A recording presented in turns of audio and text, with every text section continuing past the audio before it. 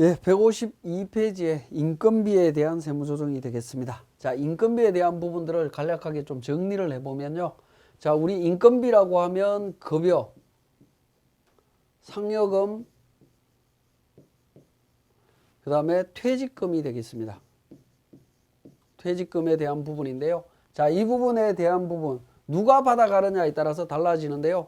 자, 급여, 자, 사용인이 수령하는 경우와 임원이 수령하는 경우 비용 여부를 한번 보면요.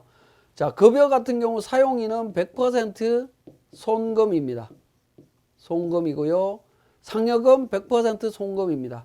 퇴직금 사용인에게 지급되는 것은 100% 손금으로 인정이 됩니다. 자, 임원에게 지급되는 경우에는 급여 같은 경우에는 100% 손금으로 인정이 된다라고 보시면 됩니다. 물론 예외는 있습니다. 예외는 있지만 대부분 인정이 된다라고 보시면 되겠고요. 자, 상여금은 어떻게 되느냐? 지급 기준으로 따집니다. 지급 기준이 있느냐 없느냐로 따지는데요. 자, 지급 기준이 있는 경우와 없는 경우로 봅니다. 자, 지급 기준이 있을 때는 기준 이내 금액과 기준 초과 금액이 있습니다. 초과액이 있는데요. 기준 이내 금액은 비용 인정이 됩니다. 비용 인정해 주고요. 귀속자에 대해서는 이 부분 근로소득으로 봅니다. 근로소득으로 과세가 됩니다. 기준 초과 금액은 비용으로 인정을 못 받습니다. 즉 송금 불산입한다라는 거죠. 송금 불산입 상여로 처분합니다. 상여로 처분을 합니다. 즉 근로소득입니다. 근로소득에 해당이 됩니다. 자, 기준이 없다. 지급 기준이 없다라고 하면 전액 송금 불산입입니다. 송금 불산입. 상여 처분됩니다. 지급 기준이 없다면. 자, 그 다음에 임원이 받는 퇴직금도 마찬가지로 지급 기준으로 따집니다. 지급 기준. 지급 기준이 있느냐 없느냐로 따집니다. 마찬가지로 있는 경우와 없는 경우로 구분할 수가 있는데요. 있다면 자, 기준 초과 금액, 초과액과 기준 이내 금액입니다. 이내 금액. 기준 초과 금액은 송금 불산입합니다. 송금 불산입하고 비용으로 인정 안 해준다라는 거죠. 그리고 이 부분에 대해서는 상여로 처분합니다. 즉 근로소득이 됩니다. 근로소득이 됩니다. 지급 기준 이내 금액은 송금 인정합니다. 송금 인정하고 퇴직금입니다. 즉 퇴직소득으로 본다라는 거죠. 퇴직소득으로 봅니다. 자, 기준이 없다. 지급 기준이 없다면 없는 경우에는 세법상의 한도로 따집니다. 세법상의 한도로 따지는데 이 세법상의 한도가 어떻게 되냐면 총급여 곱하기 10분의 1 곱하기 근속연수입니다. 근속연수. 자, 요렇게 계산한 금액을 한도로 해서 따지는데요. 자, 한도 초과 금액. 한도를 초과하는 금액과 한도 이내 금액으로 구분할 수 있는데요. 초과 금액에 대해서는 송금 불산입합니다. 불산입하고 상여로 처분합니다. 상여로 처분하고요. 이내 금액에 대해서는 송금 인정합니다. 송금 인정하고 퇴직소득으로 봅니다. 퇴직소득으로 본다라는 거죠. 자, 이렇게 인건비에 대해서는 급여, 상여금, 퇴직금, 사용인 임원에게 지급되는 급여, 상여금, 퇴직금에 대해서 이렇게 정리를 할 수가 있습니다. 정리를 할 수가 있는데 우리가 하나 챙겨볼 필요가 있는 부분은 자, 여기에서 이제 지급 기준에 대한 부분이 나와 있죠. 상여금에 대한 지급 기준. 도대체 지급 기준이 뭐냐라는 겁니다. 지급 기준은 정관에 있어야 됩니다. 정관의 내용이 있어야 되고요. 그 다음에 주주총회, 주총, 사원총회, 사총, 그 다음에 이사회에서 결정하면 됩니다. 정관이나 주주총회, 이사회에서 결정한 기준을 지급 기준으로 인정을 해주고 있습니다. 그런데 퇴직금에 대한 지급 기준입니다. 퇴직금에 대한 지급 기준은 정관에 있어야 됩니다. 정관에 반드시 존재를 해야 된다라는 거죠. 정관에 존재를 해야 되고, 정관에서 위임을 할 수가 있습니다. 위임을 하는 경우에는 주총으로 위임한 거, 위임 규정 가능합니다. 가능하다. 그래서 정관에 반드시 있어야 된다라는 겁니다. 정관에 규정이 없으면 안 된다라는 거죠. 그래서 임원에 대한 퇴직금 계산, 임원에 대한 그 인건비, 특히 상여금과 퇴직금이 지급이 될 때는 지급 기준이 있는지 없는지를 반드시 좀 챙겨 보셔야 됩니다. 그래서 실질적으로 우리 2017년도 2월 달이나 3월 달쯤 되면 주식을 하시는 분들은 알고 계실 텐데, 정기주총을 열게 되죠. 정기주총을 열 때 보면 첫 번째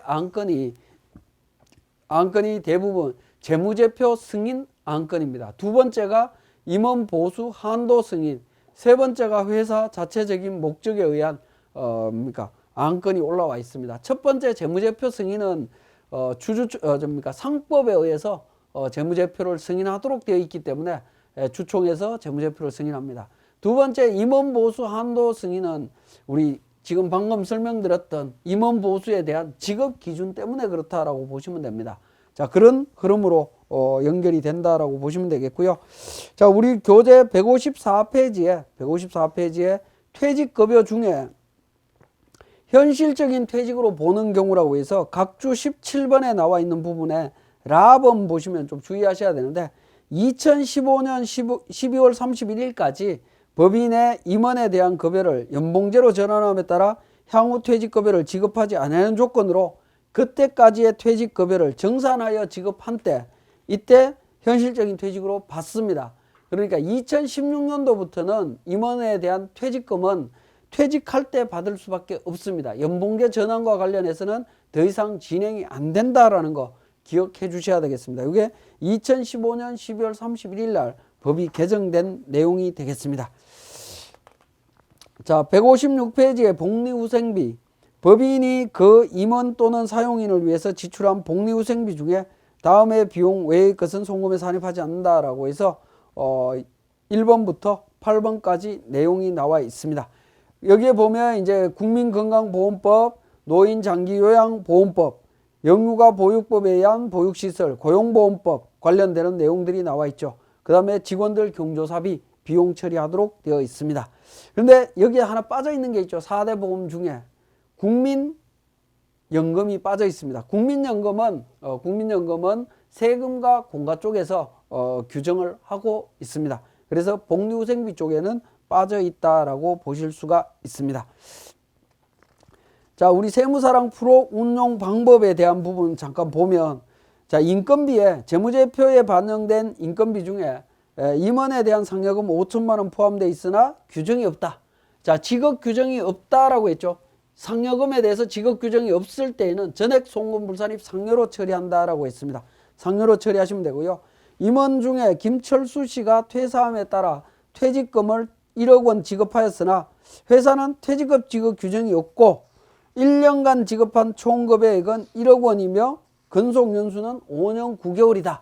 자, 퇴직금에 대해서 지급 규정이 없다면 세법상 한도 총급여 1억 곱하기 10분의 1 곱하기 근속연수 5년 9개월 계산하면 그 금액 초과 여부에 따라서 송금불산입 상여 세무조정이 나오게 됩니다. 자, 158페이지에 보시면 1억 원 곱하기 10분의 1 곱하기 5년 9개월 하면 5,750만 원, 한도 초과 금액 4,250만 원 계산이 됩니다.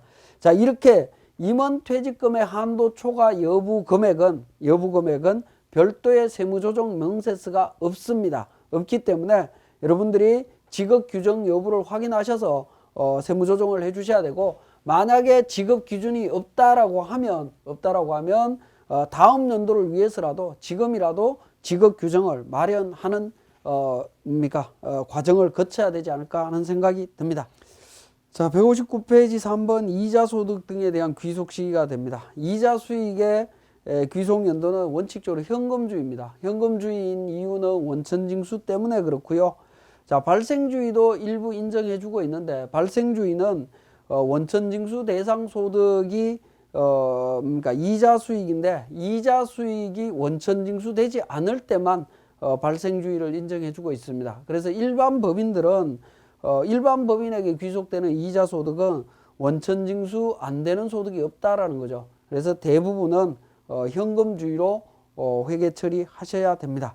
그래서 이자 수익과 관련해서는 미수 수익이 계상되어 있는 경우에는 입금불산입 유보 세무조정이 나와야 되는 부분으로 이해를 하시면 되겠습니다. 그런데 우리가 많이 회계 처리하는 미수 수익 대 이자 수익으로 회계 처리하는 비영업 대금 이익에 대한 세무조정을 잠깐 보도록 하겠습니다. 자, 비영업 대금 이익이라고 하는 부분은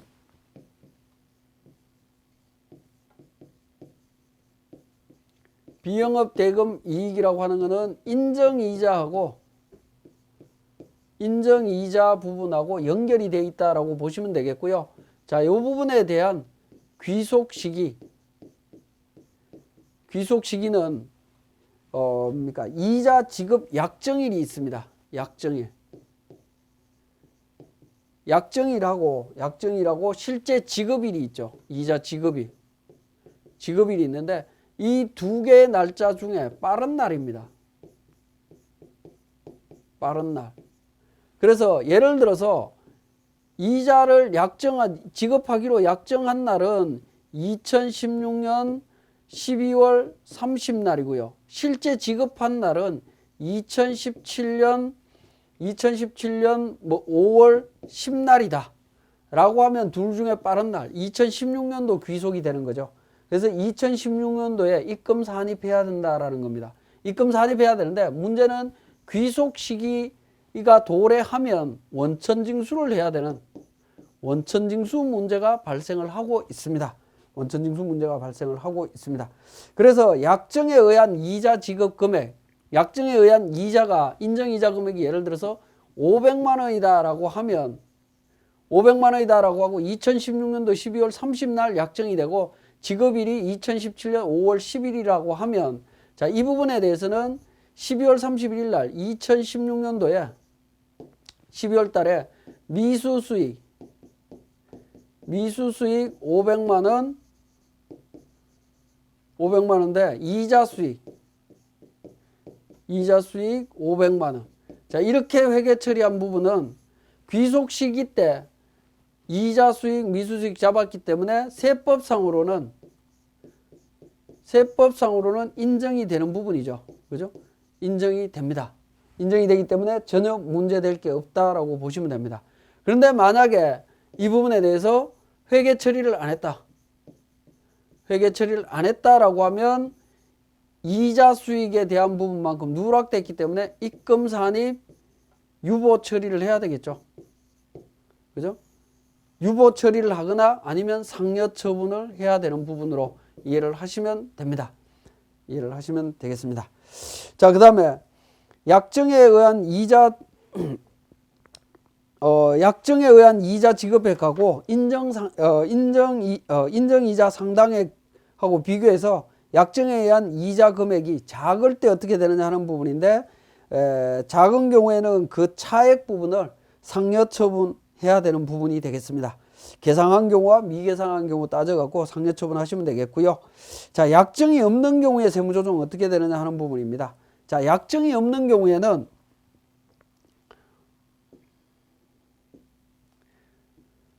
자, 약정이 없다라는 거죠. 약정이 없다라고 하는 부분은